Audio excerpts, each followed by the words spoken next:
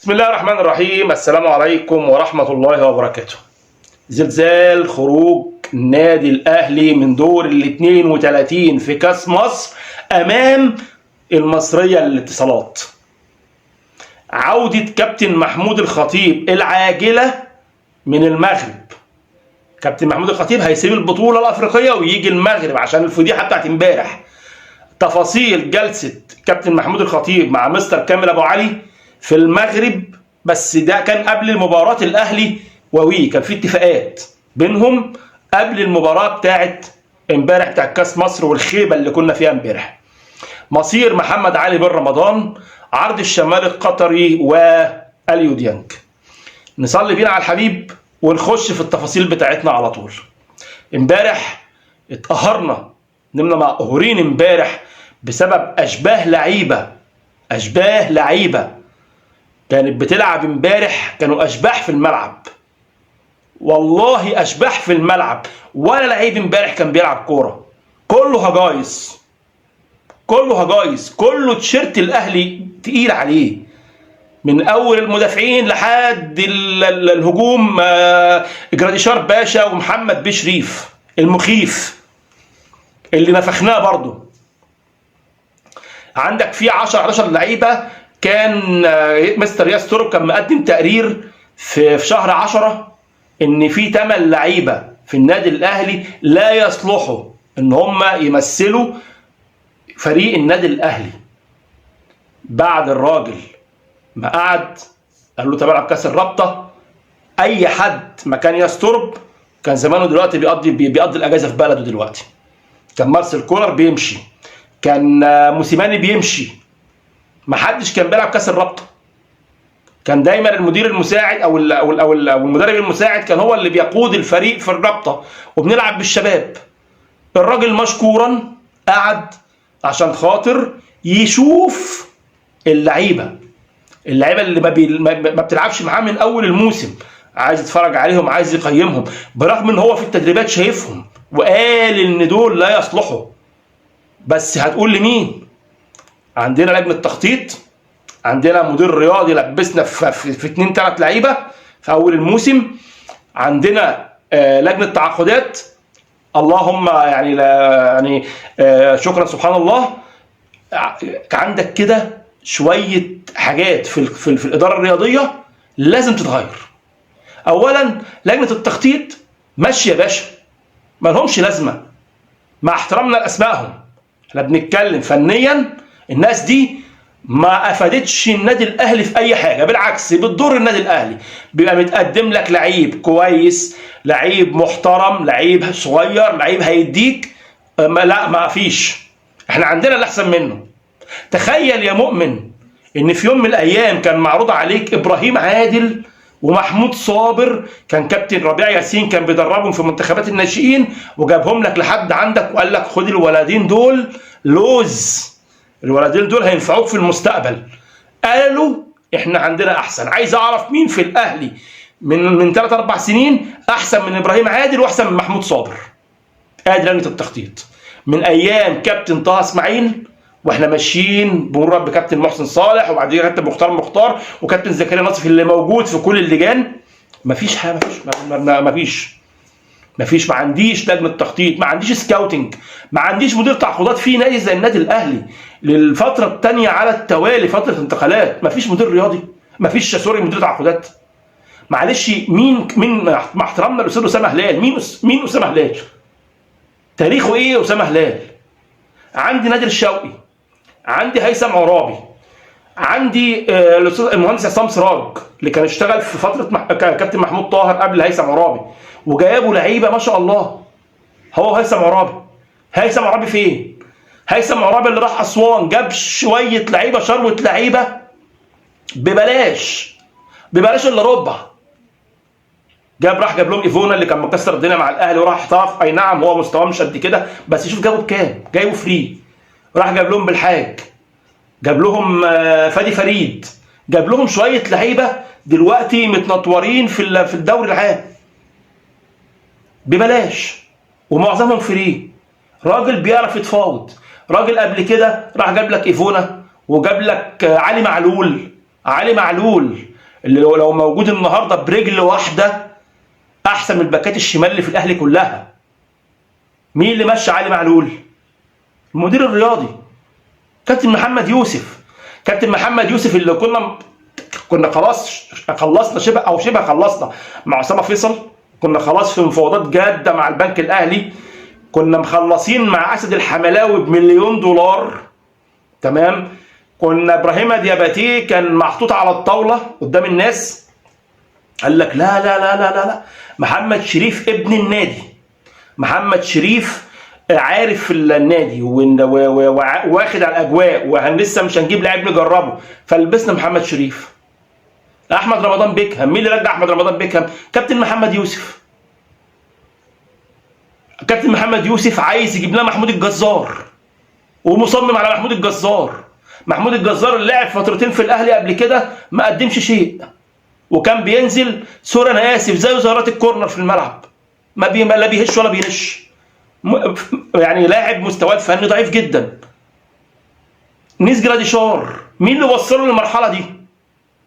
نيس جراديشار اول ما جه كان بيلعب بديل لوسام، ولما كان بينزل كان بيكسر الدنيا، لدرجه ان الناس كانت بتلوم على كولر ليه ما بتلعبش جراديشار؟ ليه ريح وسام ولعب جراديشار؟ عشان جراديشار يبقى معانا، يخش معانا في الليله. مين اللي عمل كده في جراديشار؟ مين اللي كان مصمم ان محمد شريف يلعب على حساب جراديشار؟ مين؟ يبقى يا باشا عندك مدير رياضي معلش انا اسف لا يصلح، لجنه تخطيط لا تصلح، مدير تعاقدات لا يصلح. انت اصلا ما عندكش مدير تعاقدات، انت الاستاذ اسامه هلال شغال كده لحد ما يجيب مدير تعاقدات، يعني مدرس فرنساوي لحد ما يجيب مدرس فرنساوي. كابتن اسامه هلال اصلا او الاستاذ اسامه هلال في شركه الكوره اصلا، مش مدير تعاقدات. فحضرتك النهارده استاذ اسامه هلال ولو منا كل تقدير واحترام شغال مؤقتا لحد ما يجي مدير تعاقدات. وكنا سمعنا قبل الانتخابات ان مجرد انتهاء الانتخابات هيكون في قرار بمدير رياضي، والله بسمع الكلام ده من اول شهر 11، ان في مدير تعاقدات وفي كذا ملف محطوطين على الترابيزه عشان نختار منهم مدير تعاقدات. فين مدير التعاقدات لحد النهارده وانت داخل خلاص بعد بكره اول يناير؟ فين مدير التعاقدات؟ مفيش مدير تعاقدات. مين اللي بيخلص؟ كابتن سامح حفيظ. طب كابتن سامح حفيظ يعرف يخلص لوحده؟ كابتن سامح حفيظ اصلا ماله مال التعاقدات اصلا؟ الراجل بيجتهد، ماله مال التعاقدات اصلا؟ انت محتاج مدير تعاقدات محترف بمعنى كلمه محترف ليه علاقات، شاطر في التفاوض، بيعرف يخلص، ابو 3 قروش يخلصوا لك بقرش ونص او قرشين، مش ابو قرش نروح نخلصه ب3. هي الدنيا ماشيه ازاي؟ ضيعت منك دياباتيه. دلوقتي سلتك الاسكتلندي داخل فيه ب3 مليون يورو، هو كان معروض عليك ب3 مليون دولار، تمام. سلتك، هل ابراهيم دياباتيه بقى لما يجي له سلتك اللي بيلعب في كل سنه في دوري ابطال اوروبا هيسيبه ويجي لك وانت عمال تفاصل في 250,000 دولار؟ بلولو الصحف البولنديه قالت لك هو رافض الاهلي، مش عايز يلعب في الاهلي. ليه؟ عشان البطء بتاعك، عشان ما عندكش حد شاطر يدي الواد طموحات ويديله امال ويديله حاجات ان هو يجي. ما عندكش حد شاطر في التفاوض. كام صفقه سمعنا عنها؟ انا نفسي قلت كام صفقه الاهلي كانت معروضه عليه وكان بيتكلم فيها، ما فيش حاجه خلصت منها غير يوسف بالعمري. مش عارف تخلص بقالك شهرين غير يوسف بالعمري. ليه؟ عندك البطء الشديد والروتيني الغريب. اهل الثقه اللي الكابتن محمود الخطيب بيعتمد عليهم هم دول اللي بيقودوا النادي الاهلي، ومش عايز يغيرهم. يشيل كابتن طه اسماعيل يجيب كابتن محسن صالح، يشيل كابتن محسن صالح يجيب كابتن مختار. عقليات كلها عافى عليها الزمن، كل دي عقليات عافى عليها الزمن. كابتن محمد يوسف تاريخه ايه كمدير رياضي؟ هو ماشي كمدير فني شاطر، يشتغل مدير فني، يشتغل مدرب عام، يشتغل اللي يشتغله، بس مش مدير رياضي. انت محتاج مدير رياضي محترف. نادي صن داونز كان في وقت من الاوقات او تقريبا لسه لحد النهارده كان عندهم المدير الرياضي بتاع نادي تشيلسي، كان بيختار لعيبه من امريكا الجنوبيه ببلاش، وكانت لعيبه بتكسر الدنيا. ليه ما يا عم عندك مارسيل كولر ممكن تجيب مدير رياضي، عندك كيروش ممكن تجيب مدير رياضي، عندك اسماء كتير جدا. الناس دي عينها حلوه، عين الناس دي حلوه. هل النهارده يسترب هيبقى مصيره زي مصير مارسيل كولر ومصيره زي موسيماني؟ الناس دي كانت جايه اول سنه كانت مولعه، بتاكل اي حد، اي فرقه قدامهم كانها ما هوا، بياكلوا اي حد. تاني سنه لما هم بقى يطلبوا طلبات وما بتتنفذش، ما خلاص بقى الشغف راح، خلاص يخسر الدوري يخسر افريقيا مش مشكله، خلاص هو انت اصلا انت بتعملوش اللي هو عايزه، ما بتجيبلوش طلباته وبتفرض على الناس. يبقى الطموحات عاليه قوي، نبص نلاقي ننزل لمحمد شريف وننزل لاسامه فيصل وننزل مش عارف مين، ويا ريتك بتعرف تخلص، والجماهير كل سنه تتعشم وما بتخلصش حاجه. اتمنى الكابتن محمود الخطيب، كابتن محمود الخطيب هيقطع الرحله بتاعته في المغرب. هو طبعا كان بتقدم له دعوه يحضر، سمعنا ان هو هيقطع الرحله بتاعته ويرجع تاني عشان يحل الامور دي ويشوف الصفقات اللي متعطله. طيب هنشوف جلسه الكابتن محمود الخطيب مع مستر كامل ابو علي امبارح في المغرب، كان قبل مباراه الاهلي والمسار الاتصالات. كابتن مستر كامل ابو علي عرض ان هم ياخدوا خالد سطوحي مقابل حمزه علاء اعاره سنه ونص، وان هم يشتروا عمر الساعي شراء نهائي. هنشوف كابتن محمود الخطيب وعد كابتن مستر كامل ابو علي ان هو هيعرض الامر على مجلس الاداره ويشوفوا الموضوع ويسترب ويشوفوا الموضوع ممكن ولا مش ممكن. محمد علي بن رمضان شفناه امبارح في ماتش تونس، والراجل حارس مرمى منتخب نيجيريا داخل في ركبته بالستارز كامل، يعني هرس ركبته. فالحمد لله الاخبار اللي طالعه النهارده من معسكر منتخب تونس ان الحمد لله هي كدمه في الركبه، وان شاء الله يعني هم عملوا فحص مبدئي، كدمه في الركبه مفيش اي مشكله منها، مفيش خطوره، وان شاء الله برضو يعني في سنه ورم، لما الورم يروح هيعملوا فحوصات ثانيه، وان شاء الله ان شاء الله تبقى كدمه ومفيش اي حاجه ان شاء الله. نادي الشمال القطري باعت عرض او باعت استفسار النادي الاهلي بيستفسر فيه عن طلباتهم لجراديشار. اوافق ومشيه باي حاجه، مشي كوكا، مشي عبد القادر، كوكا اللي ما بيعرفش يباصي وما بيعرفش يستلم الكوره. النادي الاهلي عرض عليه 15 وما عرفش 15 ليه؟ لعيب بياخد 4 مليون تعرض عليه 15، هو عايز 30. بجاحه لعيب ما بيقدمش اي شيء، جماهير الاهلي كلها كرهاه. النادي الاهلي عرض عليه 15 مليون وهو طالب 30. احمد عبد القادر نفس القصه، احمد عبد القادر اللي ما شفتلوش ماتش عدل غير ماتش الهلال السعودي في كاس العالم مركز ثالث ورابع، عرض عليهم 15 هم عايزين 30. على ايه؟ معرفش يا باشا، مشي يا باشا. اللي هياخدوه دول اديه لاليو ديانج وقعده. اليو ديانج النهارده جاي له عرض من الصين ب 2 مليون ونص راتب، 2.5 مليون دولار راتب سنوي. يا باشا الناس دي فكها وادي الاليو ديانج اللي هو عايزه. فك الناس اللي عندك دي، قفشه والشحات وبيكهام واشرف داري ومحمد على محمد شكري على عمر كمال على احمد رضا، مشي الناس، فور الناس دي كلها يا باشا، وهات لك مهاجم محترم وادفع اللي يطلب فيه. انت ماسك في الناس دي ليه؟ الناس دي مش هتقدم اي حاجه. النادي الاهلي الناس دي مشطبه كوره، الناس دي بتجر رجلها في الملعب جر. قرفونا وزهقونا، والله قرفونا وزهقونا. مش عايزين نزهق الراجل المدرب وفي الاخر نقول العيب فيه هو. مارسيل كولر الجماهير كلها هجمته ليه؟ بسبب النتائج.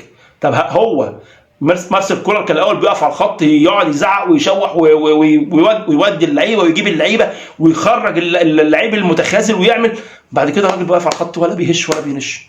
يا ستورم امبارح والله يصعب عليك، واقف على الخط امبارح. ايه دول؟ مين دول؟ هم دول اللي هكمل بيهم؟ راجل مش عارف، راجل واقف يا عيني امبارح عامل كده شويه، عامل كده مش عارف يقول ايه، مش عارف يعمل ايه. هم دول اللي هيكمل بيهم؟ هم دول لو لعيب ملسين لما يرجعوا لو اتصاب عنده دول البودله بتوعهم؟ حاجه عجيبه جدا، حاجه عجيبه. الاهلي هو احنا ليه في النادي الاهلي ما بنعرفش نجيب محترف؟